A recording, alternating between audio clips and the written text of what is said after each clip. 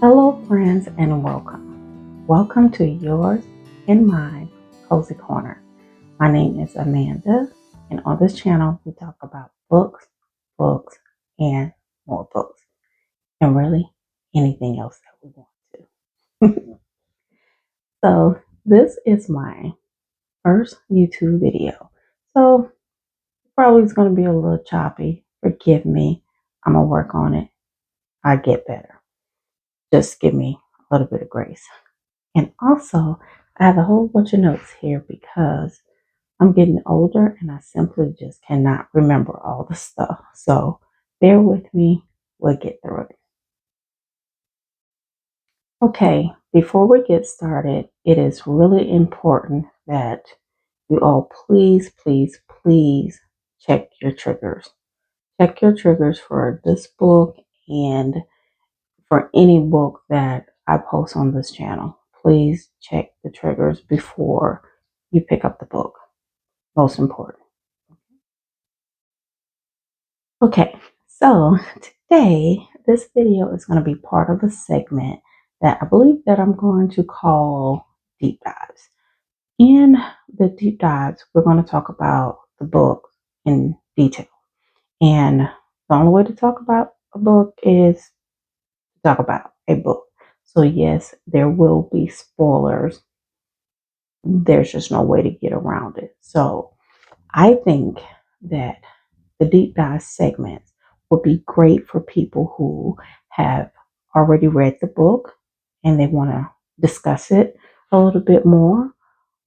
For people that maybe don't plan on reading the book, but they want more information than just a synopsis of the book. Or those who are planning to read the book, but they just want to see if it's worth a read for them. And really for anybody who want to watch the video, but I feel that those three group of people will probably benefit the most from looking at these deep dive segments. Okay, so let's get started. And again, I will be looking down at my notes because that's the only way I'm gonna make it through this video. So book number one in our deep dive segment is going to be Cujo by Stephen King. The book was first published on January the 1st, 1981. This is considered an adult horror, thriller, suspense fiction. The movie adaptation of this book was released in 1983. Okay, so the book starts off in Castle Rock, Maine. Castle Rock, Maine is this fictional town in Maine that serves as a setting in many of Stephen King's books. In Castle Rock, there are a lot of paranormal and supernatural events that take place. And it's a little bit of that in the beginning of this book as well. Okay, so we are introduced to two families, the Trentons and the Cambers. The Trentons consist of Donna, the wife, Vic, the husband, and Tad, the 4-year-old son.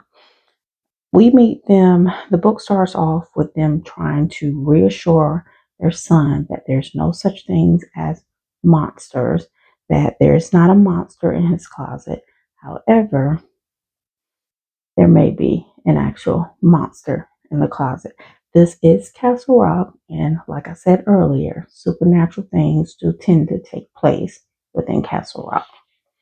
Now, we're then introduced to the Cambers.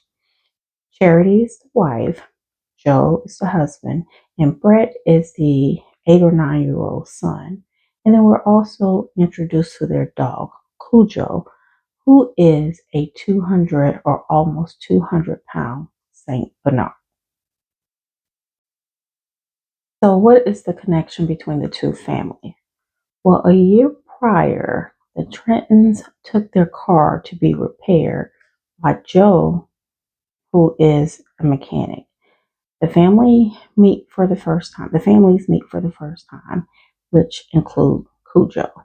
Now, Cujo is a very good boy. He's a playful 200-pound Saint Bernard. However, You can definitely understand why someone would feel a little uncomfortable with a dog that big that they never met. A quote: for one absurd moment, he wondered, and he being Vic, wondered if it really was a dog or maybe some strange and ugly species of pony. Donna had impulsively snatched up Tad and retreated toward the hood of the Jag. Now, they did this because, again, they don't know this dog is about 200 pounds and the dog is bigger than their son.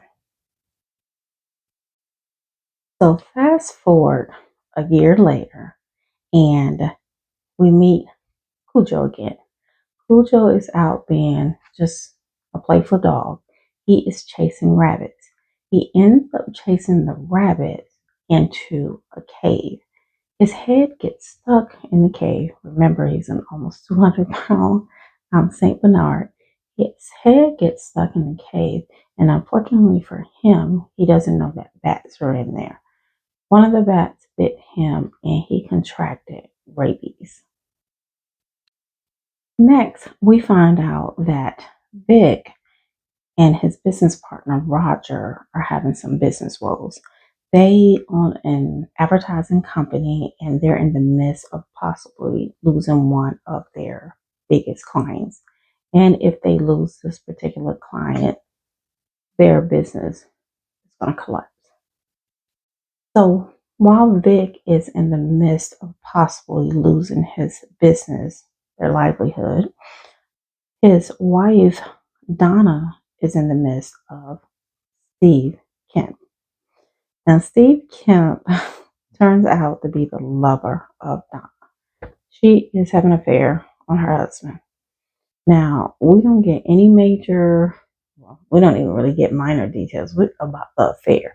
We just know that these two were having an affair. Donna tries to break up with Steve, and this doesn't go well at all. Steve is not the type of person that takes rejection well. Okay, so he ends up threatening to do a multitude of things to Donna. But the one thing that he definitely does to her is to out her to her husband. So he wrote a letter because we did not have cell phones back then. So if you had something to say to a person, you either said it to their face or you put it in a letter. And he put it in a letter. Now, I have to say, in this letter, he delivers one of the coldest lines ever.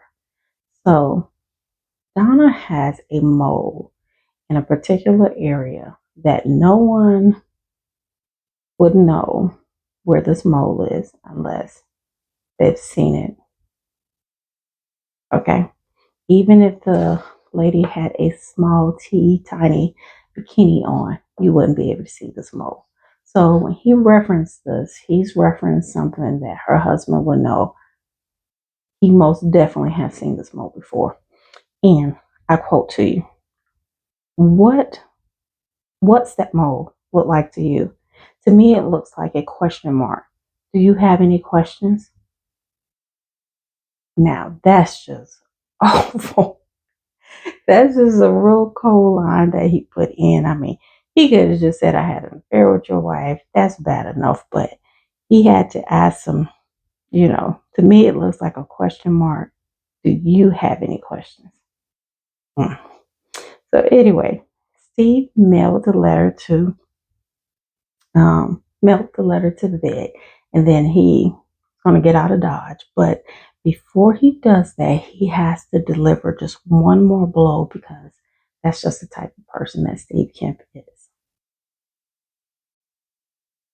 So we will find out a little bit later what that blow is that Steve Kemp has to deliver because it just wasn't good enough for him to put the knife in. He has to twist it, and twist it. So anyway, we end up heading back to Cujo. And this is when we start to see the first signs and symptoms of the effects of rabies. He starts to have headaches, light sensitivity, muscle ache, hot flashes. Like, I really truly feel bad for Cujo because this isn't his fault. He doesn't know what's happening to him, and it's just really unfortunate that he has contracted rabies. So, meanwhile, in the background, Charity Chamber she's doing mental gymnastic to try and figure out a way to convince her husband Joe to let her and her son, his son as well, Brett, go on a trip, a vacation to see her family, which they haven't seen in like 6 or 10 years, some ridiculous number. So she decides to buy him a gift. Um, the gift, I say, is actually ransom, but anyway, she calls it a gift. She has this gift delivered to him. Now, this is, again, we're starting to see the change in Cujo. So the delivery guys, they are coming there to deliver the gift. They don't know that Cujo lives there, but once they deliver the gift, all of a sudden they hear a sound. And here's a quote: "It was a sound as low as a powerful outboarding engine idling." So the delivery guy, knew one thing. He hoped to God that the dog making the sound was chained up. And of course, he was not. They end up seeing Cujo and was absolutely terrified. Cujo sees them, they see Cujo. They start to slowly walk back. And as they're walking back, Cujo is stalking them. It's like a lion or a lioness after the prey. He's stalking them and he's going for it, but he still doesn't attack at this time. But again, you can start to see the slow change of Cujo. So then we're taken back to Charity and Joe Chambers. Remember, she's in there trying to do some mental gymnastics because she wants to get his approval so that she can go visit her family. And she ends up telling him that she won the lottery.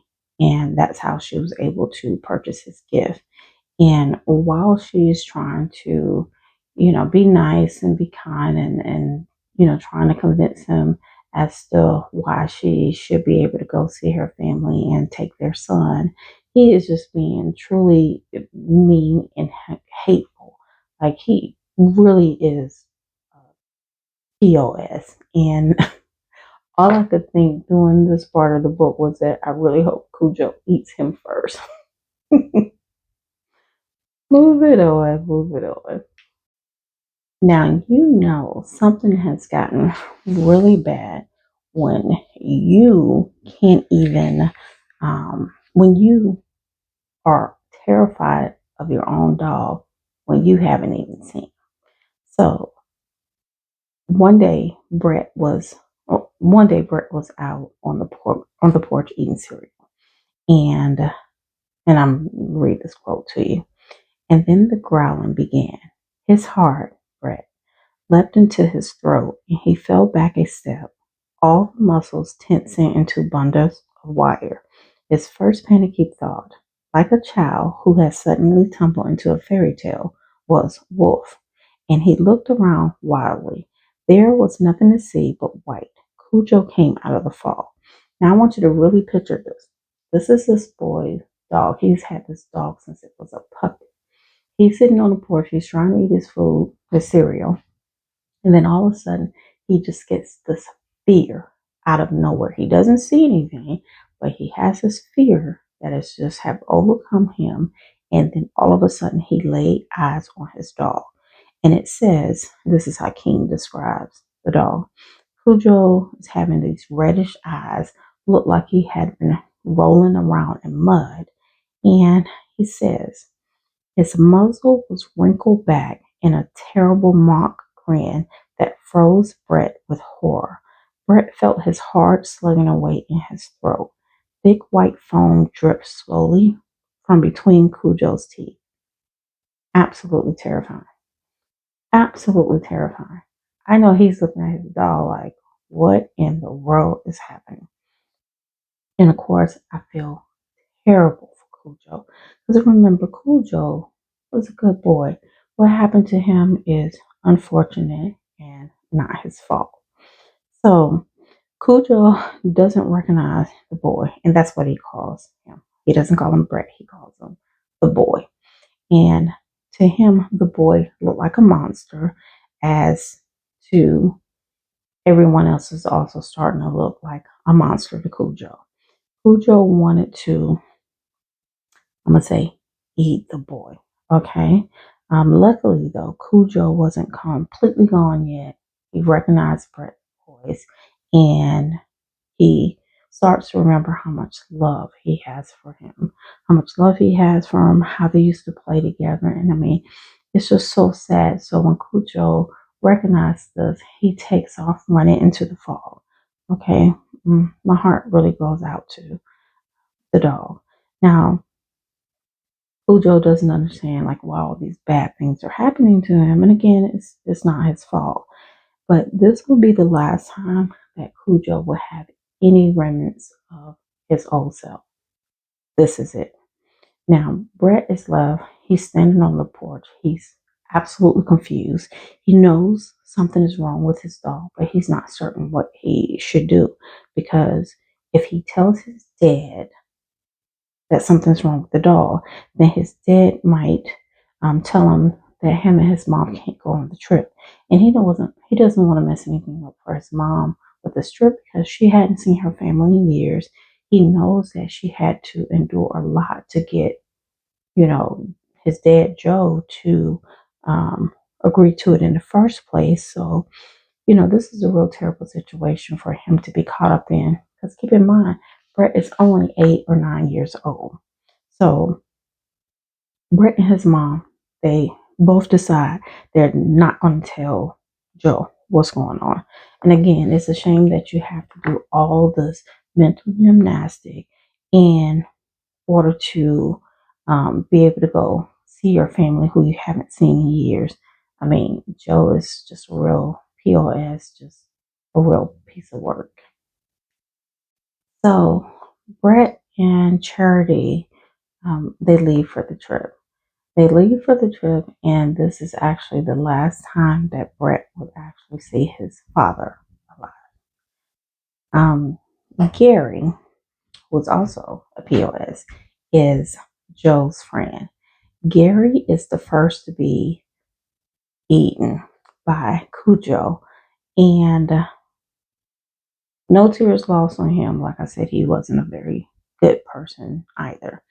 And so what happened is Joe is getting ready for their trip as well because Brett and Charity's going on a trip.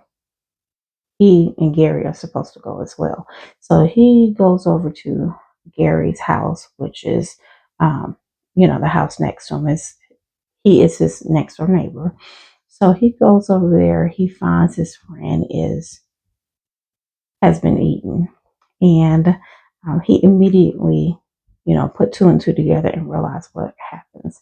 Well, Cujo ends up getting Joe in the house as well. So he wasn't the first to go.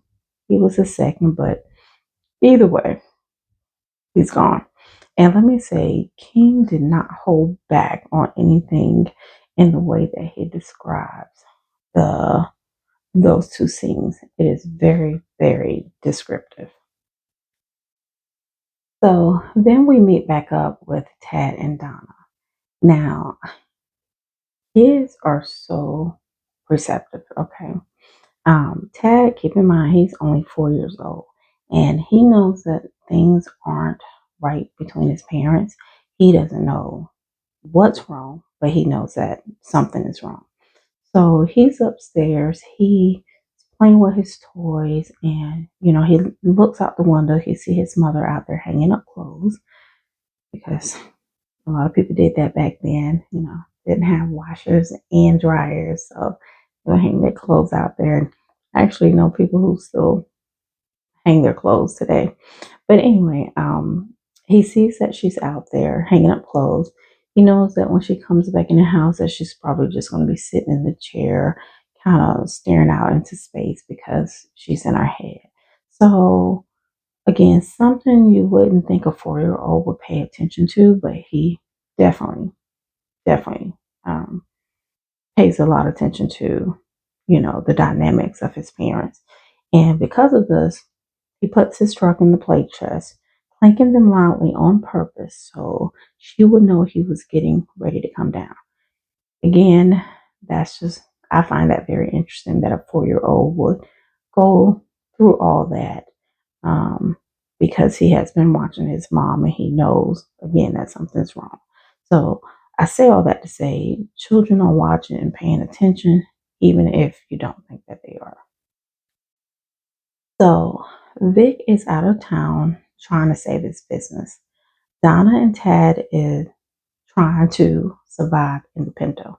And just in case anyone doesn't know what a Pinto is, I'm going to try and insert a picture of what a Pinto is. Okay. Donna needs this raggedy Pinto fix. She spoke with Vic on the phone and they kind of went back and forth about what it is she should do, who she should take it to, and whatnot. And she later decides that she's going to take the car to the Camber, Joe, and leave Tad with the babysitter. But Tad carries just on and on. He's whining, he's complaining. So reluctantly, she decides to take him. Once they make it up there to the Cambers, um, the car barely makes it in the yard. It makes it in the yard and it dies immediately once it enters the yard. Now, in hindsight, she shouldn't have taken the car there and she definitely should have left her son with the babysitter.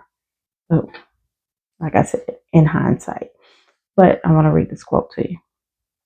It was just that suddenly she, talking about Donna, didn't feel good. Not good at all. It was nothing she could put her finger on. She looked around the kitchen as if expecting the source of her unease to announce itself. It didn't. I am a strong believer in following your intuition. You do not have to know the what and the whys. Just do it because following your intuition could save your life. And this I know from experience. Now, question number 1. In the comments, put a yes if you have ever experienced a time where following your intuition helped you out. Or put a no if you didn't follow your intuition and in hindsight wish you would have. Okay? Okay, so we as the reader, we know that Joe and his next door neighbor, Gary, are both dead. We also know that Brett and Charity are out of town. So there is no one around to help Donna and Tad, even though they don't know that they need help yet, but of course we do. So now I really want y'all to picture this. Donna is dealing with her young child.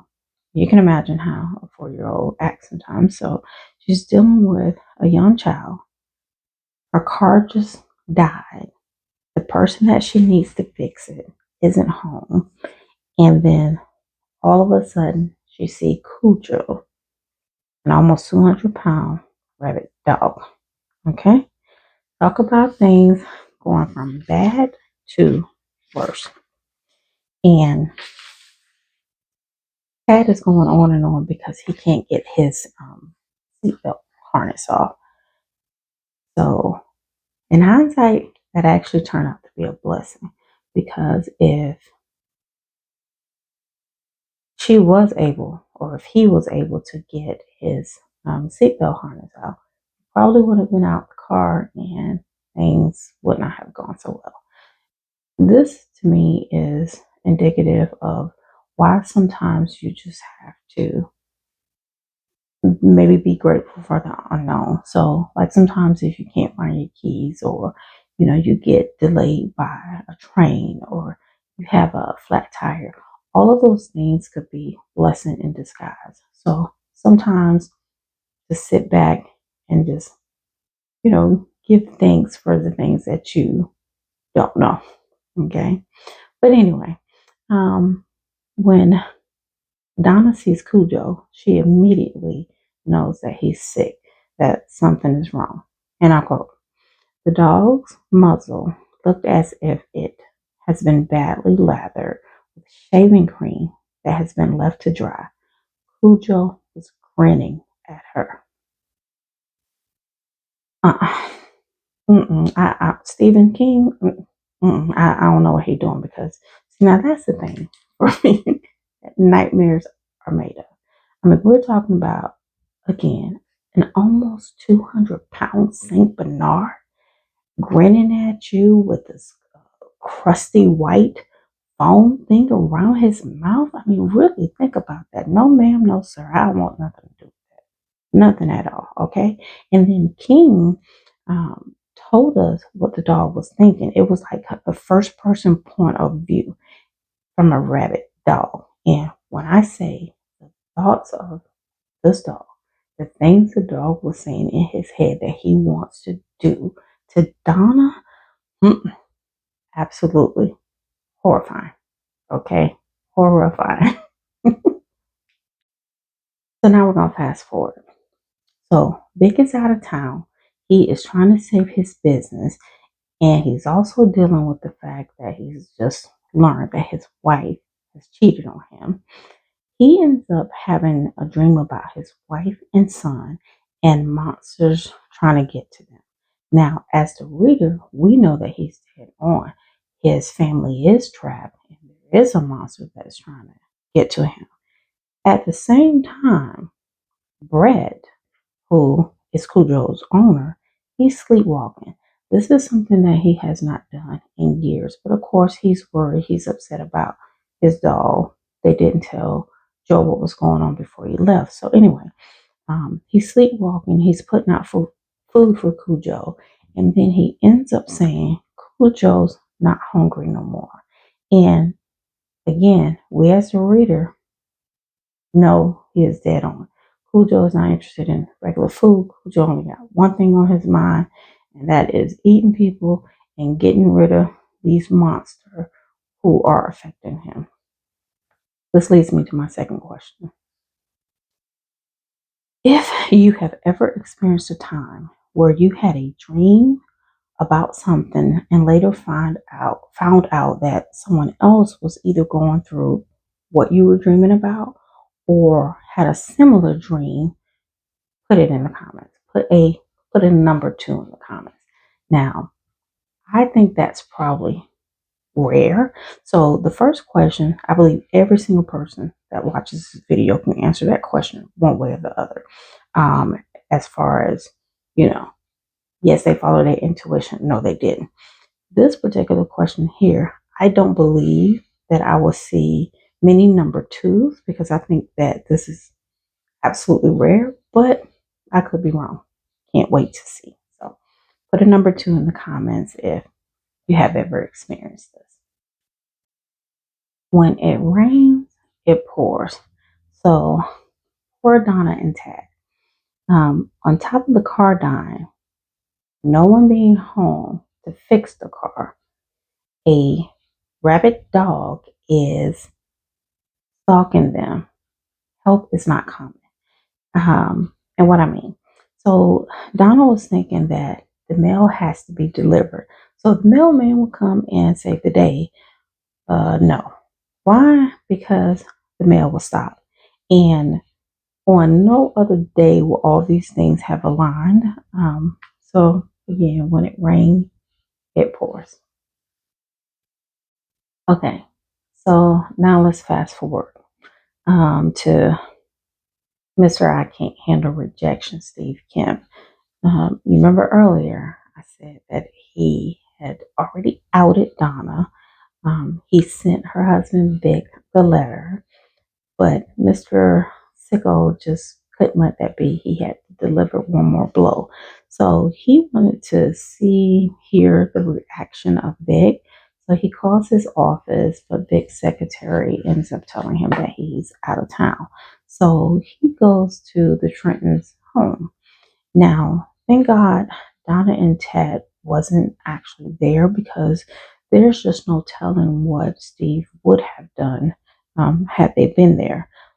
he ends up trashing their home and leaving something upstairs for them to find. This man really, truly, truly has some issues. So Steve actually ends up getting picked up by the police for questioning.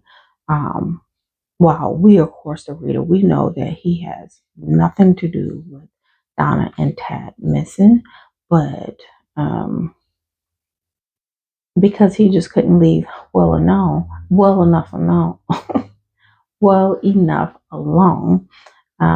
he becomes like the number one suspect as to the missing of Donna and Tad. So now we are near the end of the book, and it's like, how are they going to get out of this situation? The mailman ain't coming. The police think that Steve had something to do with this, so they're interrogating him.